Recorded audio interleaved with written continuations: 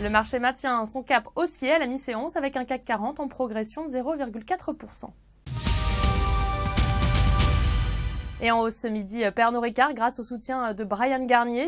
À l'achat sur la valeur, le courtier vise désormais 122 € par titre contre 110 jusqu'ici.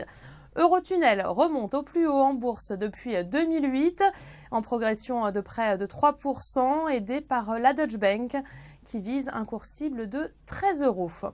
Du côté des baisses, on retrouve Vivendi, moins 2,1%, alors que Bolloré contrôle désormais un peu plus de 10% du capital du groupe de médias. Et puis, on retiendra la chute de l'action Genfit, moins 26% à la mi-séance, suite à la publication des résultats préliminaires d'une étude destinée à soigner la maladie hépatique NASH. Notre gros plan ce midi sur EDF qui n'exclut pas de reprendre une participation majoritaire dans plusieurs activités d'Areva, rapportent ce matin Les Échos et Le Figaro. L'électricien s'intéresserait à l'activité réacteur du groupe nucléaire, qui serait ainsi recentré sur ses activités combustibles nucléaires.